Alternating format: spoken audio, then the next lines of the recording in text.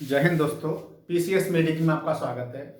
दोस्तों, हम लोग पढ़ रहे थे पर्यावरण, और पर्यावरण में आज के इस लेक्चर में पढ़ेंगे जैव विविधता का संरक्षण। तो जैव विविधता मैंने बताया था कि जैव विविधता होती है जीव जंतुओं, पौधों, सूक्ष्म जीवों की कितनी प्रजातियां किसी क्षेत्र में हैं, उसे बोलते हैं जैव विविधता, जीवों की विविधता। तो जैव विविधता का हमने पिछले लेक्चर में ये पढ़ा था कि जैव विविधता के लिए कुछ खतरे हैं, कुछ संकट हैं। तो उन खतरों और संकट से कैसे उबरा जाए, कैसे उनको ओवरकम किया जाए, इसके बारे में इस लेक्चर में पढ़ेंगे। इसे बोलते हैं जैव विविधता का संरक्षण, कैसे उनका कंजर्वेशन किया जाए। तो इस लेक्चर में हम ये समझेंगे कि वैश्विक स्तर पर, अंतरराष्ट्रीय स्तर पर क्या प्रयास हुए जैव विविधता के संरक्षण के लिए, और भारत में क्या प्रयास हुए। तो दोस्तों, पहला ऐसा सम्मेलन जो पर्यावरण के लिए समर्पित था या पर्यावरण के संरक्षण या जलवायु परिवर्तन को रोकने के लिए हुआ, वो था स्टॉकहोम सम्मेलन। स्टॉकहोम स्वीडन की राजधानी है। स्वीडन की राजधानी स्टॉकहोम में पहली बार यूएनओ, अंतरराष्ट्रीय यूनाइटेड नेशंस के देश 1972 में स्वीडन की राजधानी स्टॉकहोम में सम्मिलित हुए। किस बात के लिए कि पर्यावरण का संरक्षण कैसे किया जाए या जलवायु परिवर्तन को कैसे रोका जाए, है ना। 1972 से पहले वैज्ञानिकों की रिपोर्ट आती थी, लेकिन वैश्विक स्तर पर देश इसके लिए एकजुट नहीं हुए। पहली बार 1972 में देश इसके लिए एकजुट हुए। किसके लिए? पर्यावरण संरक्षण के लिए। इसलिए इस सम्मेलन को बोलते हैं विश्व पर्यावरण का मैग्ना कार्टा, क्योंकि पर्यावरण के क्षेत्र में पहला अभूतपूर्व सुधार या सकारात्मक परिवर्तन इस सम्मेलन के बाद आए, इसलिए इसको बोलते हैं विश्व पर्यावरण का मैग्ना कार्टा। इसी सम्मेलन में एक संगठन यूएनईपी, है ना, यूनाइटेड नेशंस एनवायरनमेंट प्रोग्राम, संयुक्त राष्ट्र पर्यावरण प्रोग्राम, ये यूएनईपी है जो पर्यावरण के लिए हितैषी योजनाएं बनाने के लिए काम करता है ना। ये इसी सम्मेलन में इसका ये बना था संगठन। तो कुल मिला के पहला सम्मेलन जो प्रकृति के संरक्षण के लिए हुआ उसे बोलते हैं स्टॉकहोम सम्मेलन, स्वीडन की राजधानी में। इसके बाद 20 साल बाद हमें पर्यावरण की याद आई 1992 में, और फिर से देश एकजुट हुए, सम्मिलित हुए, सम्मेलन हुआ। वो हुआ आपका रियो में, रियो डी जेनेरियो एक शहर है ब्राजील का, वहां पर फिर से यूएनओ को देश सम्मिलित हुए। उसे पृथ्वी सम्मेलन भी बोलते हैं। इस सम्मेलन में मुख्य रूप से 3 समझौते हुए। जितने भी देश इसमें शामिल हुए उनमें से अधिकतर देश इस बात पर सहमत हुए कि हम जलवायु परिवर्तन को रोकेंगे, और उन्होंने एक फ्रेमवर्क बनाया, उसको बोलते हैं United Nations framework convention on climate change, UNFCCC। तो इस सम्मेलन में जो संयुक्त राष्ट्र संघ के देश थे वो इस बात पर सहमत हुए क्लाइमेट चेंज, जलवायु परिवर्तन को रोकने के लिए। तो जितने देश सहमत हुए उनकी हर साल बैठकें होती हैं, और उसको बोलते हैं कॉप, कॉन्फ्रेंस ऑफ पार्टी। जैसे आप करंट अफेयर पढ़ेंगे तो उसमें लिखा आएगा UNFCCC की कॉप इतनी में ये समझौते हुए, ये एग्रीमेंट हुए, है ना। तो आप समझ जाएंगे कि ये जो UNFCCC कब का है, 1992 में जो रियो सम्मेलन हुआ था वहां से। दूसरा जो समझौता हुआ था कन्वेंशन ऑन बायोडाइवर्सिटी, जैव विविधता पर सम्मेलन, मतलब कुछ देश यूएनओ के इस बात पर सहमत हुए कि हम जैव विविधता के संरक्षण का प्रयास करेंगे, उसे बोलते हैं CBD। तो वैश्विक स्तर पर जैव विविधता के संरक्षण का प्रयास 1992 में CBD का गठन हुआ, और इस CBD पर जो देश सहमत हुए इस समझौते पर, उनके भी कॉन्फ्रेंस ऑफ पार्टी होती हैं। पहले 2 साल बाद होती थी, पहले 1 साल बाद, फिर 2 साल बाद। और कुछ देश इस बात पर सहमत हुए United Nations convention to combat desertification, मतलब मरुस्थलीकरण को रोकने के लिए। तो इसकी भी कॉप होती है, मतलब इस समझौते पर जो देश सहमत हुए उनकी मीटिंग को कॉप बोलते हैं, कॉन्फ्रेंस ऑफ पार्टीज। तो करंट अफेयर में पढ़ेंगे तो वो दे रखा होगा कि किसकी कॉप है ना, इन तीनों में से किसी एक की होती है। तो मैं एक आपको शॉर्ट में बता दूं कि रियो सम्मेलन में हमने 3 बातों पर सहमत हुए। हम 3 चीजों को रोकने के लिए सहमत हुए। जलवायु परिवर्तन को रोकेंगे, है ना, जलवायु परिवर्तन एक चैप्टर है जिसे हम पढ़ेंगे बाद में। जैव विविधता का संरक्षण करेंगे और मरुस्थलीकरण को रोकने का प्रयास करेंगे, ज्यादा मरुस्थल ना हो, है ना। तो जो CBD है इसका COP10 हुआ था जापान के नगोया एक जगह है उसके आइची प्रांत में, नगोया प्रोटोकॉल और आइची लक्ष्य। फिर से एक बार मतलब जैसे एक समझौता हुआ 1992 में, कुछ देशों इस बात पर सहमत हुए, सिग्नेचर किए उन्होंने कि हम जैव विविधता के संरक्षण का प्रयास करेंगे। फिर उनकी मीटिंग होने लगी, COP1, COP2, COP3, ऐसे ही एक COP10 2010 में जापान में एक बैठक हुई इन देशों की जैव विविधता के संरक्षण के लिए। जापान के नगोया जगह है, वहां पर एक प्रांत है आइची। तो उसमें जब इनकी बैठक हुई तो इन्होंने एक तो प्रोटोकॉल बनाई, प्रोटोकॉल जिसमें आपके उपबंध होते हैं या प्रावधान होते हैं जैव विविधता के संरक्षण के लिए, नगोया प्रोटोकॉल, आइची लक्ष्य। तो एक सिंपल सा क्वेश्चन एग्जाम में आता है कि नगोया प्रोटोकॉल किससे संबंधित है या आइची लक्ष्य किससे संबंधित है। तो ये दोनों ही जैव विविधता के संरक्षण से संबंधित हैं। और नगोया प्रोटोकॉल है क्या? नगोया प्रोटोकॉल में यह है कि जैव विविधता के जो आनुवांशिक संसाधन है, जैव विविधता के जो घटक हैं जैसे पौधे हैं, जीव जंतु हैं, उनके जो जेनेटिक रिसोर्स हैं, उससे जो देशों को लाभ होगा वो सभी देशों में बराबर बटेगा, है ना, न्यायपूर्ण बटेगा। नगोया प्रोटोकॉल में ये था। तो नगोया प्रोटोकॉल किससे संबंधित है जरूर याद रखें। आइची लक्ष्य में ये था कि जैव विविधता के संरक्षण के लिए हम हर 10 साल में 20 टारगेट बनाते थे कि इन 10 सालों में ये टारगेट अचीव करेंगे हम। तो आइची लक्ष्य किससे संबंधित है? जैव विविधता के संरक्षण से। ये आप याद रखेंगे। इसमें आपको जो जैव विविधता से संबंधित बात है वो ये है। बाकी की बातें इसमें क्या है कि और उसमें पढ़ेंगे जलवायु परिवर्तन में, है ना। तो आप नगोया प्रोटोकॉल याद रखेंगे, आइची लक्ष्य याद रखेंगे वैश्विक स्तर पर। इसके बाद क्या है, ये तो होगी विश्व की बात। अंतरराष्ट्रीय स्तर पर क्या प्रयास हुए उसकी बात होगी। अब बात करते हैं भारत में क्या प्रयास हुए। तो हमने पढ़ी थी 1992 में कौन सी कन्वेंशन हुई? Convention on biodiversity, convention on biodiversity 1992 में। अब इसके प्रावधानों को लागू करने के लिए भारत में एक अधिनियम बना, मतलब भारत में जैव विविधता के संरक्षण के लिए कानून भी बने और क्या क्या तरीके अपनाए गए वो पढ़ने हैं। तो जैव विविधता के संरक्षण के लिए जो कानून बना उसे बोलते हैं जैव संरक्षण अधिनियम। जैव विविधता है ना, जैव विविधता संरक्षण अधिनियम 2002 साल याद रखनी है। ये अक्सर ये ऐसे करके मिलान के लिए आती हैं। तो ये चारों अधिनियम, एक अधिनियम बना जैव विविधता संरक्षण अधिनियम, और मैंने दूसरा बताया था जैव विविधता के विनाश का या संकट उसके सामने जो जैव विविधता के सामने है वो अवैध शिकार है।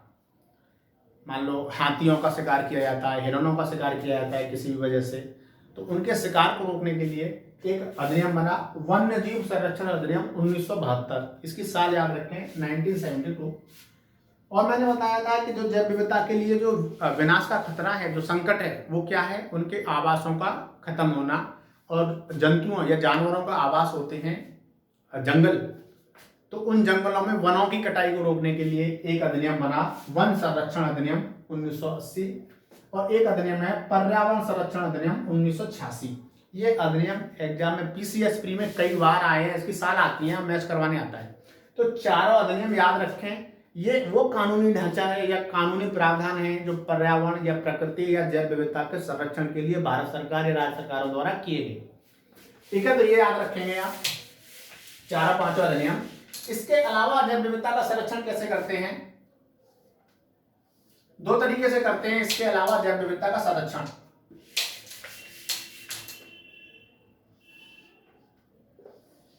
है ना, मतलब जैसे राज्य सरकार क्या करती है इस अधिनियम के तहत, इस अधिनियम वन्य जीव संरक्षण अधिनियम के तहत किसी भी भौगोलिक क्षेत्र को, उस भौगोलिक क्षेत्र में रहने वाले जीव जंतु और पौधे अगर किसी भी तरीके से मानव के आर्थिक या सामाजिक महत्व के हैं तो उसको प्रोटेक्टेड एरिया घोषित कर देती है। फिर से बताएं, एक तो ये तो कानूनी जामा हो गया जैव विविधता के संरक्षण के लिए। इसके अलावा तरीके क्या हैं? तो दो तरीके हैं जैव विविधता संरक्षण के लिए कि राज्य सरकार वन्य जीव संरक्षण अधिनियम 1972 के तहत किसी भी ज्योग्राफिकल एरिया को, किसी भी भौगोलिक क्षेत्र को, अगर उसमें जो जीव जंतु रहते हैं, पौधे रहते हैं, वो अगर मानव के महत्व के हैं, आर्थिक और सामाजिक महत्व के हैं, तो उस क्षेत्र को प्रोटेक्टेड एरिया घोषित कर देती है। उसे बोलते हैं स्वस्थानीय संरक्षण।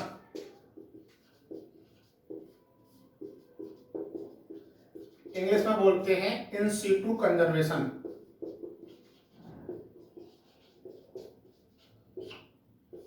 ठीक है, जैसे मान लो अगर मैं एक वैसे ही समझाना चाहूं, मान लो ये कर्नाटक है, कर्नाटक की सरकार अगर ये कर्नाटक है, इसकी सरकार चाहती है कि ये वाला क्षेत्र में जो जीव जंतु हैं या पौधे हैं वो मानव के बहुत महत्व के हैं और उन पर संकट है, तो वो उस क्षेत्र को क्या करेगी, कर्नाटक की सरकार एक प्रोटेक्टेड एरिया संरक्षित क्षेत्र घोषित कर देगी। उस संरक्षित क्षेत्र, वो संरक्षित क्षेत्र है, वो जो संरक्षण का तरीका है उसे बोलते हैं स्वस्थानीय संरक्षण। मतलब जिस जीव जंतु या पादप का, ये पौधे का संरक्षण किया जाना है, वो जहां पर है वहीं पर उसका संरक्षण कर देना, उसको बोलते हैं स्वस्थानीय संरक्षण। जब इस सरकार को लगेगा कि यहां पर इसका संरक्षण संभव नहीं है, इसको ले जाओ कहीं और, तो उसको बोलते हैं बाह्य स्थानीय संरक्षण। बाह्य स्थानीय संरक्षण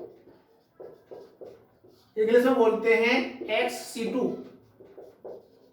कंजर्वेशन। ठीक है, ये मतलब किसी भी पौधे का, किसी भी जीव जंतु का संरक्षण किया जाना है तो अगर उसके प्राकृतिक आवास में ही संरक्षण हो जाए तो उसे स्वस्थानीय, और अगर उसे वहां से हटा के कहीं और संरक्षण करें उसका, तो उसे बोलते हैं बाह्य स्थानीय संरक्षण। तो इसमें क्या करते हैं, स्वस्थानीय संरक्षण के एग्जाम्पल आते हैं एग्जाम में, है ना, इसका एग्जाम्पल आते हैं। तो इसमें क्या करते हैं, किसी भी क्षेत्र को ये क्या कर देते हैं, राष्ट्रीय उद्यान घोषित कर देते हैं, नेशनल पार्क। हम लोग पढ़ेंगे भारत में कौन कौन से राष्ट्रीय उद्यान है, कौन कौन से जरूरी है, वो पढ़ेंगे अगले लेक्चर में। तो ये कौन सा तरीका है संरक्षण का, स्वस्थानीय संरक्षण है। मतलब किसी भी भौगोलिक क्षेत्र को आप प्रोटेक्टेड एरिया घोषित कर देंगे, उसका नाम रख देंगे राष्ट्रीय उद्यान है, तो उसमें जो गतिविधियां होंगी, मानवीय गतिविधियां, आवास का बनाना, पशुओं को चराना, वो सभी प्रतिबंधित हो जाते हैं, है ना। वन्य जीव अभयारण्य, नाम सुनते हैं कि ये वाला वन्य जीव अभयारण्य है, वाइल्ड लाइफ सेंचुरी जिसको बोलते हैं, ये क्या है, स्वस्थानीय संरक्षण का एक एग्जांपल। इसमें कम प्रतिबंध होते हैं वन्य जीव अभयारण्य में, राष्ट्रीय उद्यान में ज्यादा होते हैं प्रतिबंध। जैव आगार, बायोस्फीयर रिजर्व, है ना। अगला होता है समुदाय या संरक्षण आगार।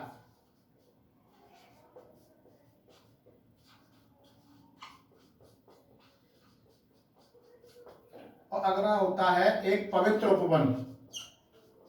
पवित्र उपवन, ये सारे क्या एग्जाम्पल हैं स्वस्थानीय संरक्षण के। सरकार क्या करती है, किसी भी ज्योग्राफिकल एरिया को इनमें से कोई एक घोषित कर देगी। वन्यजीव संरक्षण अधिनियम के तहत राज्य सरकार करती है ये काम। और फिर क्या होता है, उस पर क्या होता है, मानवीय गतिविधियां या जैव विविधता पर जो संकट है उनको दूर करने का प्रयास किया जाता है। राष्ट्रीय उद्यान घोषित कर देंगे तो उसमें आप क्या करेंगे, मानव का आवास नहीं बनेगा, उसमें आप जो भी जंगल के उत्पाद हैं उनको इकट्ठा नहीं कर सकते हैं, बहुत सारी ऐसी गतिविधियों पर आपकी रोक लग जाएगी। वन्य जीव अभयारण्य पर ये रोक थोड़ी कम होती है, रेस्ट्रिक्शन कम होते हैं। जैव आगार बायोस्फीयर रिजर्व घोषित कर देती है सरकार की, ये हमारा बायोस्फीयर रिजर्व है। उसमें क्या करते हैं, जैविक घटकों के साथ अजैविक घटक, स्थल का कैसे संरक्षण किया जाए, हवा का, वायुमंडल का और जलमंडल, इनका अगर प्रदूषण हो रहा है, इनका क्षरण हो रहा है, तो उसके जैविक घटक के साथ साथ अजैविक घटक का भी संरक्षण किया जाता है। जैव आगार में सरकार किसी भी ज्योग्राफिकल एरिया को जैव आगार बायोस्फीयर रिजर्व घोषित कर देगी। समुदाय या संरक्षण आगार होता है, समुदाय आगार में क्या कहते हैं, किसी पर्टिकुलर कम्युनिटी को उस क्षेत्र का संरक्षण का काम दे दिया जाए तो समुदाय आगार। संरक्षण आगार का मतलब है इनमें से कोई, अगर कोई संरक्षित क्षेत्र है उसके आसपास के क्षेत्र को अगर रिजर्व घोषित कर दिया जाए उसे बोलते हैं संरक्षण आगार। पवित्र उपवन का मतलब होता है अगर किसी भी जगह पर कोई भी वन ऐसे हैं जो वहां की कम्युनिटी के लिए आस्था का प्रतीक हैं। जैसे राजस्थान में क्या होता है, एक समाज होता है विश्नोई समाज, उसे खेजरी वृक्ष से उसकी आस्था होती है, उसकी वो पूजा करते हैं।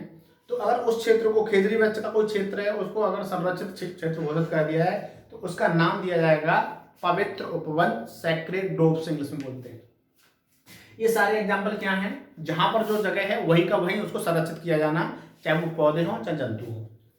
एक होता है बाह्य स्थानीय संरक्षण। बाह्य स्थानीय संरक्षण का मतलब है अगर जिस प्राकृतिक आवास में जो जो जीव जंतु या पादप हैं वहां पर उसको संरक्षण किया जाना मुश्किल है, तब क्या करते हैं, उसके एग्जाम्पल देखें। इसके एग्जाम्पल एक होता है जीन बैंक। मान लें किसी कोई जीव जंतु है, उसकी संख्या बहुत कम रह गई है, तो उसको प्राकृतिक आवास में संरक्षण किए जाने की जगह उसे उठा के और कहीं संरक्षित करते हैं। तो उसमें क्या करते हैं, उसके जीन को संरक्षित करते हैं, तो उसमें वो होता है जीन बैंक। ऐसे ही होता है बीज बैंक। कोई भी फसल लगातार खत्म होती जा रही है तो उसके बीज को संरक्षित करते हैं। बाह्य स्थानीय संरक्षण है, मतलब अलग से जाके अलग जगह पर संरक्षित करेंगे। एक होता है चिड़ियाघर, मनोरंजन का प्रतीक भी होते हैं चिड़ियाघर। मतलब एक तो उसमें वन्य जीव संरक्षित भी किए जाएंगे और उससे मनोरंजन भी होगा। लेकिन चिड़ियाघर एक वनस्पति उद्यान, मान लो आपको ये लग रहा है कि ये वनस्पति नियर फ्यूचर में संकट है इस पर या ये विलुप्त हो सकती है, तो उसको वनस्पति उद्यान बॉटनिकल गार्डन में जाके उसको संरक्षित करते हैं। तो ये सारे एग्जांपल क्या हैं, जहां पर जो वनस्पति या जीव है या उसको अलग जगह संरक्षित करेंगे, है ना। तो ये सारे एग्जांपल में दिक्कत ये होती है कि मान लो कोई वनस्पति है, उसके लिए जिस पर्यावरण की आवश्यकता है वहां पर वो है, आपने उसको हटा के और कहीं संरक्षित करते हैं, तो वहां पर उसके लिए कृत्रिम जो पर्यावरण आप जो बनाएंगे वो उसके अनुकूल उतना नहीं हो पाता है। तो ये एक समस्या है इसके लिए। तो कुल मिला के हमने इस अपने वीडियो में ये समझने की कोशिश की कि जैव संरक्षण के प्रयास के लिए वैश्विक स्तर पर क्या प्रयास किए गए। तो वैश्विक स्तर पर नगोया प्रोटोकॉल, आईची लक्ष्य याद रखेंगे आप, सीबीडी याद रखेंगे 1992 में, 2 चीज याद रखेंगे। भारत में प्रयासों में आप अधिनियम याद रखेंगे, सारे अधिनियम, जैव विविधता संरक्षण अधिनियम, वन्यजीव संरक्षण अधिनियम और वन संरक्षण अधिनियम और पर्यावरण संरक्षण अधिनियम, 4 अधिनियम बहुत ज्यादा इंपॉर्टेंट है ना। इसके अलावा कौन कौन से, मतलब 2 तरीके से हम संरक्षण करते हैं जीवों का, स्वस्थानीय और बाह्य स्थानीय। जहां पर जो जीव जंतु या पौधा है वहीं उसी स्थान पर उसको रिजर्व घोषित कर देना। और रिजर्व घोषित करने के एग्जाम्पल है, कहीं पर हम राष्ट्रीय पार्क बनाते हैं, उसके कहीं वन्यजीव अभ्यारण्य बनाते हैं, जैसी जहां जहां आवश्यकता पड़ती है। मानवीय हस्तक्षेप की कितनी कमी होनी चाहिए उस आधार पर हम उसको संरक्षित करते हैं। जरूरी नहीं है, मतलब जैसे कहीं पर मानवीय हस्तक्षेप चल सकता है, कहीं पर जानवर चराए जा सकते हैं, या वहां की जो जनजाति है वो उस जंगल के उत्पादों का प्रयोग में लाती है और हमें ऐसा लग रहा है कि उसके प्रयोग में लाने से उस क्षेत्र की कोई दिक्कत नहीं होगी, तो फिर उसको अलग कैटेगरी में रखते हैं। तो ऐसे ही 5-6 कैटेगरी मैंने बताई थी, वन्यजीव अभ्यारण्य, राष्ट्रीय पार्क, जैव मंडल आ गया, और भी चीजें बताई है ना।